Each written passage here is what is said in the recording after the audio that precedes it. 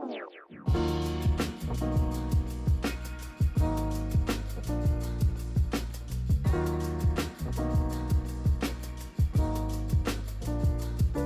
to another episode of GQ Speaks, your go-to platform for insightful conversations, captivating stories, and thought-provoking discussions. GQ is a series of experiences, and we're just making sense of that as we go along. That is what we're doing here, one conversation at a time. So sit back, relax, and let's dive into our episode.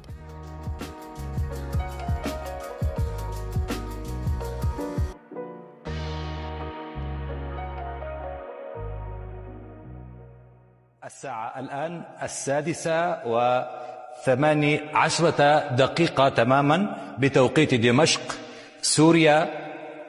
من دون بشار الأسد قيادة الجيش تخبر الجنود بسقوط النظام في سوريا. Hello everyone, my name is Bayan Kayyali, an international politics major from the class of 2026, your host for this episode. Today's episode comes at a pivotal moment in Syria's history, just over 2 months since the fall of the Assad regime's 54-year dictatorship. We will be exploring the current developments that are reshaping Syria's political and social landscapes from the perspective of a political scientist. I'm joined today by Professor Mehran Kamrava. Professor Kamrava is an expert on Iran, the Persian Gulf, and the politics of the Middle East. He is a professor of government at Georgetown University in Qatar. He holds a PhD from the University of Cambridge and has authored numerous books, including The Modern Middle East, The Political History of Iran, and A Concise History of Revolution. He joins us today to share his insights on the recent developments in Syria. Thank you for joining us today, Professor. First, let's begin with an overview of the events that preceded the Assad regime's fall on December 8, 2024. What happened in Syria in 2011, and how did we get here? As part of the domino effect of the Arab Spring, the uprisings reached Syria. And for a political system that has been quite adept at dealing with crises, the way that the Syrian government dealt with what in hindsight is a minor incident whereby a couple of young kids were writing graffiti on the wall in the city of Dera is quite surprising, in fact shocking.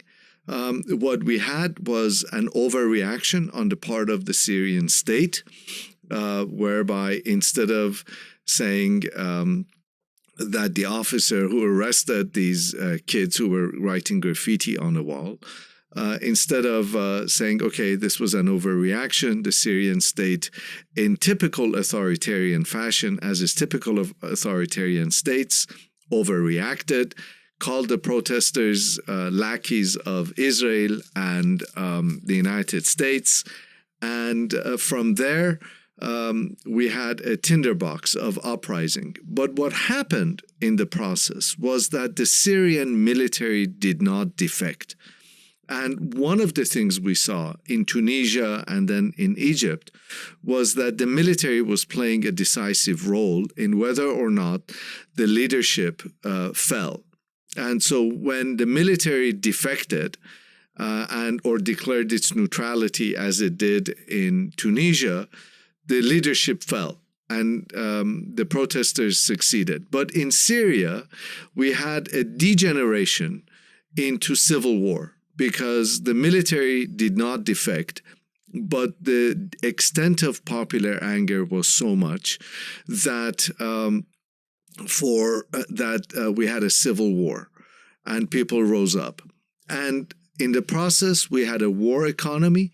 We had a civil war that was unnaturally extended in length because of the involvement of foreign actors. We had countries like Qatar, Saudi Arabia, Iran, later Russia and Turkey become involved. And the Syrian civil war was not allowed to run its natural course because civil wars begin to intensify, they reach a crescendo, and at some point they peter out. But the involvement of these multiple actors resulted in Syria becoming a chronically failing state beginning in 2011. And we had the spread of a war economy, the progressive weakening of the state, the fact that many parts of the country were under control of non-state actors, each of those non-state actors being supported by external powers, external forces. And that in turn set the stage for the ultimate collapse of the Assad political system. Now, the offensive that was launched on November 27th was described as sudden. How true is that statement? Well, it was sudden. Mm-hmm. It is a true statement. No one anticipated the rapid withering of the Syrian state, the rapid collapse of the Syrian state. And one of the things that those of us who observe and look at Syria found out in hindsight is that the Syrian military had in the process become incredibly weakened. And the war economy had undermined the efficacy of the military as an institution. So we had, for example, reports of Syrian soldiers who would sell their weapons to others. We had people who would go and sign up to serve in the military because there were no other sources of employment. And so we had a complete lack of legitimacy of the Syrian state. And kind of in hindsight, we see that the Syrian state was incredibly weak and brittle, fragile, and kind of a small push and abandonment by its foreign patrons, namely Iran and Russia, would ultimately result in its almost sudden collapse. Mm-hmm. But considering the developments that were occurring at that point, notably the weakening of the quote-unquote axis of resistance, including Hezbollah, which played a major role in Syria, as well as Russia's preoccupation with its objectives in Ukraine. Based on these developments, do you think that the offensive was launched at a strategic moment? Yes, absolutely. I don't know the extent to which those who launched the attack and came down eventually reached Damascus. I don't know to what extent they were mindful of strategic landscape in the Middle East. No doubt they were, and they saw that the Iranians were preoccupied, and the Syrians, the Syrian military was at its weakest. Now, later we find, or at least we're told, we don't quite know the details of what transpired. To this day, there's a fair amount of rumors, opacity, and we don't quite know what happened and what's true. But there are reports that the Iranians made an assessment 2 weeks prior to Assad's collapse that the Syrian military simply was no longer a fighting force, and that Syria was a lost cause, mm-hmm.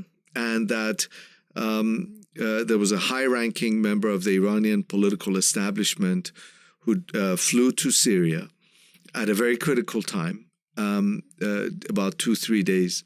And his assessment was that Assad is gone, although he met with Assad, but mm-hmm. that the state is about to collapse. So I think, there's a strategic assessment by all actors that this is the right time. Countries like Iran and Russia think this is the right time to cut our losses and reduce our forces or reduce our presence. And the Syrian revolutionaries or the rebels thought that this is the right time to kind of make the final push towards mm-hmm. Damascus. Now, what was the extent of importance that the Assad regime played in Iran's axis of resistance? And what are the implications for the future of the axis of resistance and Iran's foreign policy in the region in the aftermath of Assad's fall? Well, first of all, Assad and Syria played a very important role in so-called axis of resistance because the Syria was a staging area. Iran kept referring to Syria and Lebanon as its strategic depth. And you can imagine that for the Iranians, Syria was provided a land corridor to Lebanon. It also borders on Israel. It enabled Iran to establish tunnels and kind of a presence and a potential for another front against Israel in time of need. So it was quite important for Iran. The second part of your question talks about or asks about the axis of resistance and future trajectory of Iran's foreign policy. I think one of the things we see is that from the time this axis gelled and came together until late 2024, it was extremely useful for Iran. Had it not been for Hezbollah, had it not been for Iran's presence in Syria, all indications are that Israel would have attacked Iran a long time ago. And so the axis of resistance served Iran's interests and Iranian foreign policy at a particular moment.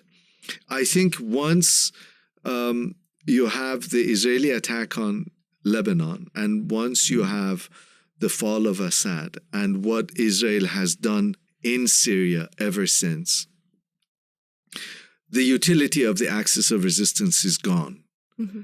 And I believe that Iran is now recalculating its foreign policy minus axis of resistance. So we are seeing significant shifts in Iran's foreign policy even before the fall of whatever you want to call it, the dismemberment, the end of the axis of resistance. And this end is, there's a couple of things. There are a couple of indications. So whereas earlier the axis of resistance was a central plank of Iranian security policy, now there's been tremendous emphasis on Iran's naval capabilities and renewed emphasis on Iranian ballistic capabilities. We keep hearing from Tehran voices that advocate weaponization of the nuclear program.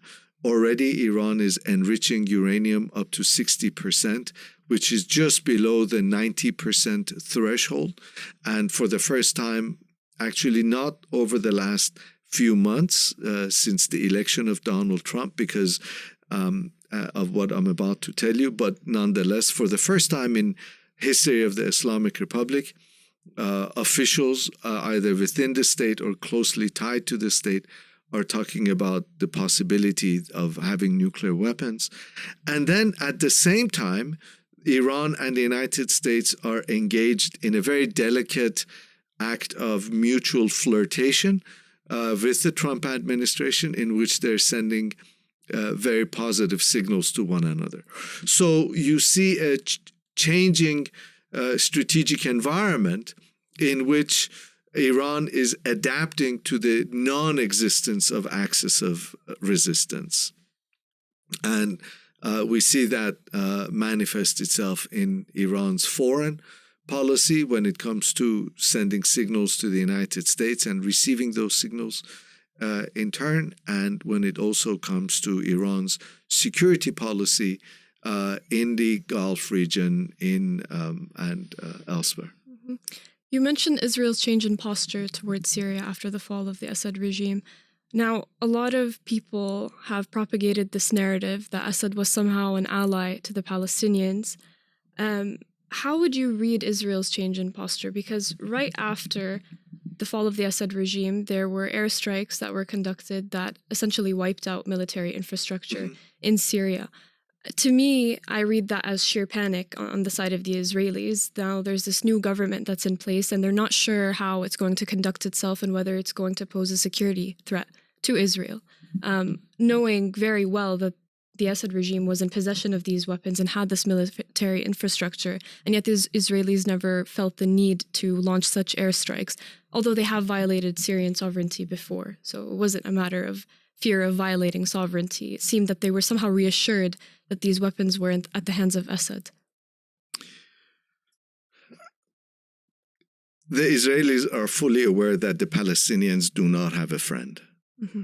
In Syrians, in Iranians, in Iraqis, in Lebanese, anybody. There's a Kurdish proverb that says the only friends that Kurds have are the mountains. Palestine doesn't even have mountains. Palestinians can't even say the only friends that Palestinians have are the mountains. The only friends Palestinians have are Palestinians. And we've seen again and again, repeatedly, that state actors in Syria, in Egypt, in Lebanon, care not about Palestinians, regardless of their rhetoric, but about their own power base. And that power base means the status quo, not changing the political geography and changing circumstances on the ground, changing conditions on the ground, regardless of the rhetoric of what they say. And so, of course, Israel and Syria under Assad had developed an understanding, a modus vivendi, that and you know, history and experience had validated that understanding. It was an understanding that, you know, it was an understanding that had come about as a result of experience and actual policies.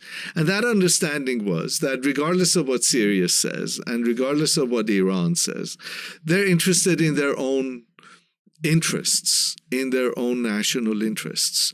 When Assad fell, Israel wanted to make sure that the new victors of power in Syria understood who the bully in the region was and what the pecking order was. And so, as you mentioned, Israel dismantled Syria's military, or what was left of it.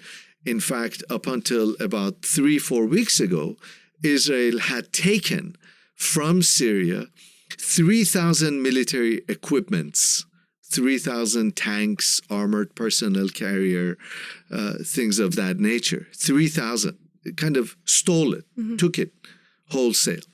And so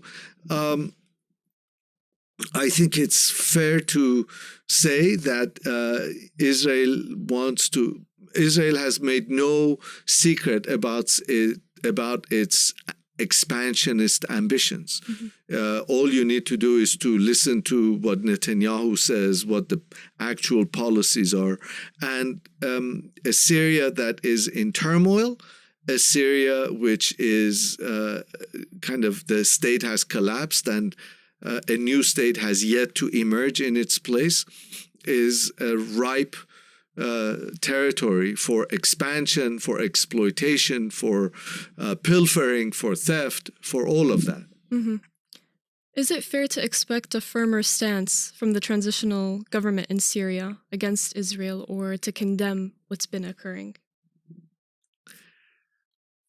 Is it fair? Of course, you would assume that any government does what it can to secure its interests and the interests of the people and the interests of the country. And shockingly, we haven't heard any condemnation from the new political leadership in Damascus on Israel's unchecked theft of Syria, on its land grab. We haven't heard any of it. And so, is it fair to expect? I think it's fair to expect any government to do what it can to protect its national interests. But do these new leaders, are they looking out for their own personal interests and their own political interests, or are they looking out for interests of the nation and interests of Syria? Those two things are not always the same. I mean, another way to look at it is to consider Syria's position at this moment. Syria is in a highly volatile position, and it's in a highly weakened position given the attacks on its military infrastructure. And so creating hostility between itself and a much more powerful neighbor may not be the most politically astute move at this point. That's one way. That's a generous interpretation. Another is cowardice. Absolutely. It's not my place to pass judgment. I'm not sitting making those decisions on a day-to-day basis. Certainly from a distance, it appears that there is silent complicity. But yeah, you can say it's a politically astute move. You can see it as cowardice and a bunch of sellouts looking out for their own interests. How about Iran's relations with Syria? How do you think they will be reshaped? That's a really good question. And I think that's a hard question to answer. I don't know. I think Iran is kind of waiting to see what transpires.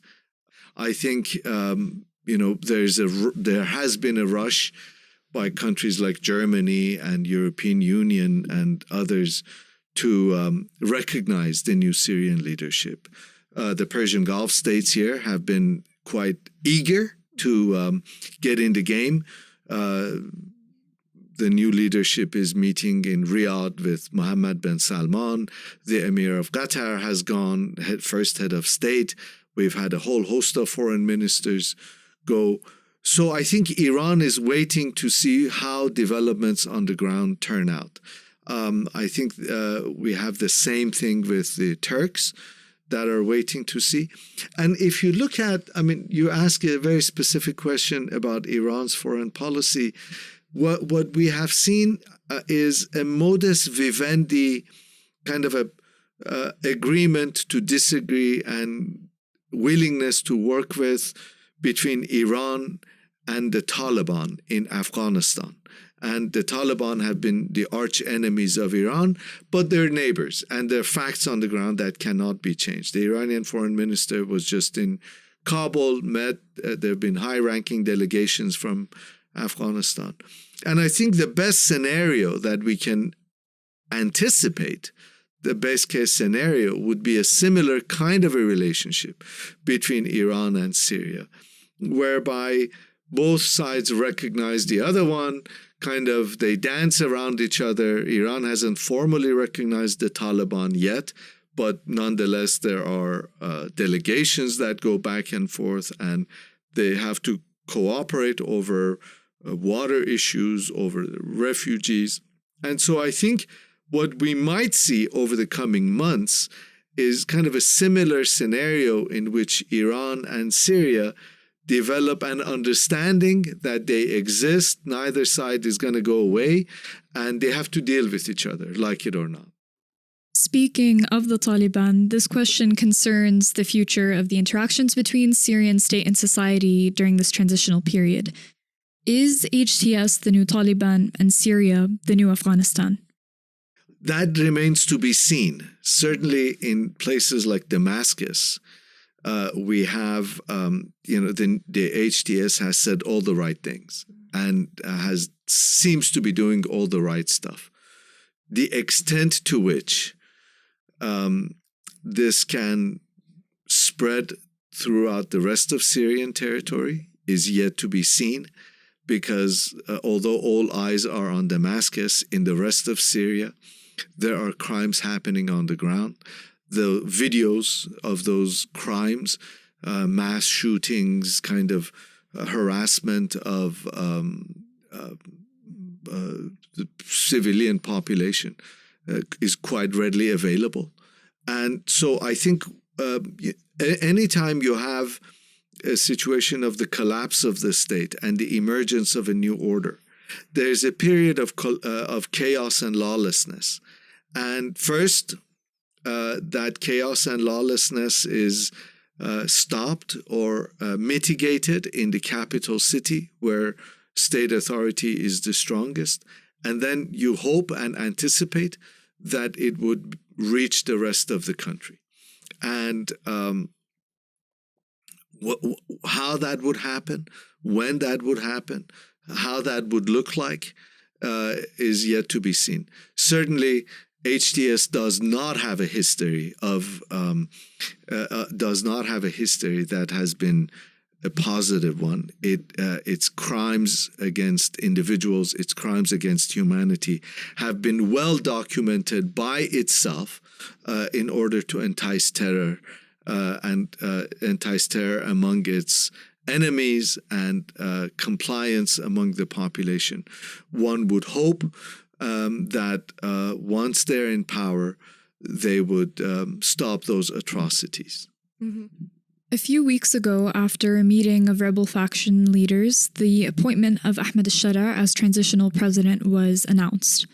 A series of changes were also announced, including the dissolution of Syria's parliament and the Ba'ath Party, the cancellation of the country's 2012 constitution, the formation of an appointed legislative council, and the dissolution of all armed factions and absorption into the new national army.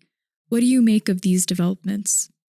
So, what we have is the first phase of state building. Mm-hmm. State building has two phases. One phase, the first phase, is institutionalization, whereby you develop new institutions and you decide on how these institutions of the state are supposed to interact with one another.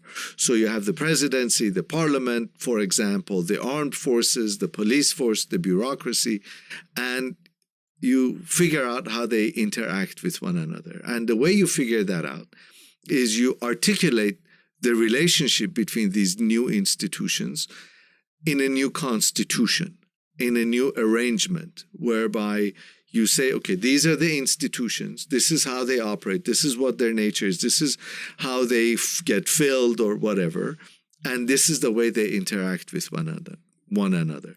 And that's the first phase of state building, institutionalization. And that's what we're witnessing in Syria. The second phase of state building is consolidation. And that is when you make these institutions operational in relation to society and to social actors. And so what we are seeing is the unfolding of the first phase. And the trick really is the first phase is the easy one.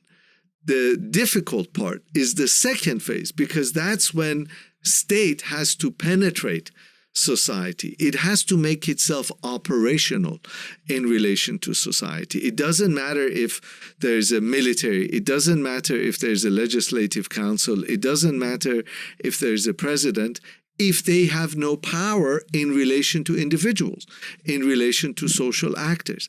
And so what we need to anticipate and look for over the next few months is how that process of institutionalization in turn translates into consolidation, and how we have the phase of consolidation. So if you look, for example, in places like Yemen and Libya, where you had this kind of early phase of, particularly in Libya, you had this early phase of institutionalization.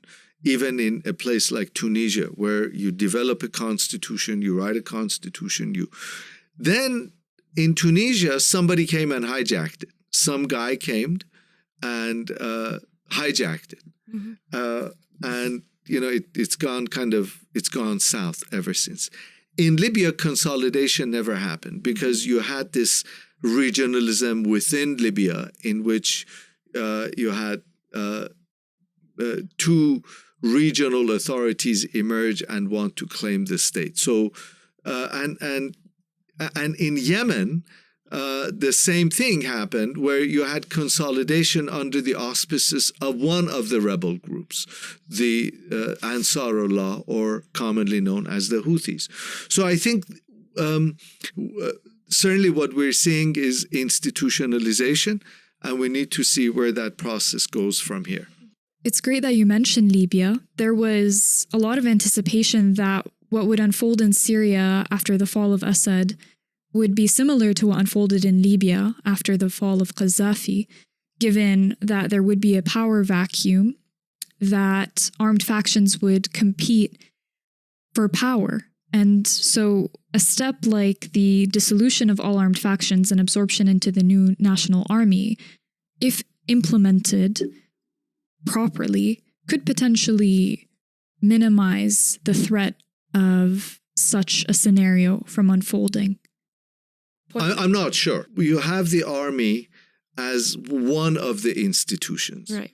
And again, we've seen, for example, in Libya or in Yemen or elsewhere, we've seen that, yes, you can reconstitute an army. But is it an army on paper?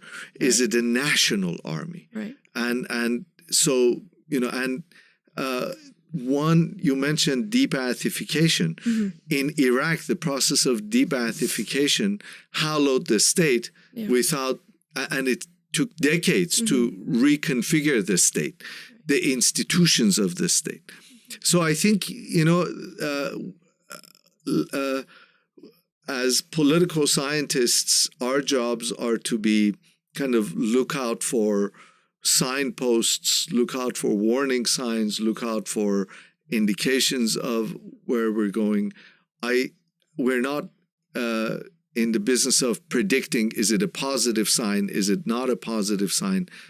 Let's see where developments lead us from here. The appointment of Ahmed al-Shara as interim president has caused a bit of uproar in the media, particularly Western media outlets, that have portrayed the appointment as illegitimate and as an indication that Syria may be experiencing dictatorship in a new form. Who cares about the Western media? Right. Western media pretends there's no genocide in Gaza. So we can't go by what the Western media says.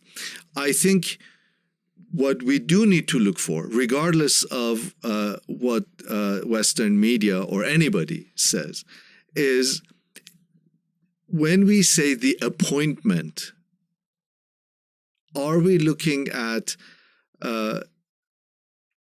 warning signs of more of these so-called unilateral appointments to come? Or, and are we looking for excuses to excuse away? We say, the circumstances call for some sort of centralization of power. We got to start somewhere. And that could very well be. Or are we looking at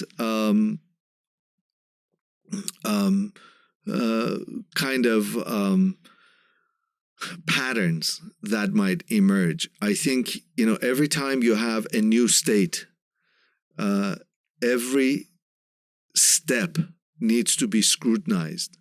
And you want to make sure that what you don't end up is what political scientists call path dependency, whereby kind of patterns that are already ingrained and have been pre-existing, don't repeat themselves. So that if the Ba'ath Party appointed Bashar Assad, and before that appointed Hafiz Assad, again and again, and now we have a new party or new group appointing yet again. So you want to make sure these path-dependent processes, if they occur, they are critically scrutinized and critically examined by civil society organizations, by kind of new watchdog groups, if you're going to have a decidedly different pattern of state-society interaction. If your goal is to replicate pre-existing patterns of state-society interaction with new faces and new names and new designations, that's a different story. Once again, thank you, Professor Kamrava, for joining us today. It was a much-needed, insightful conversation. I would like to thank our listeners for tuning in, and don't forget to follow us on Instagram @GUQ Speaks to stay updated on all of our new episodes. Thank you for having me. It was a pleasure having this conversation with you.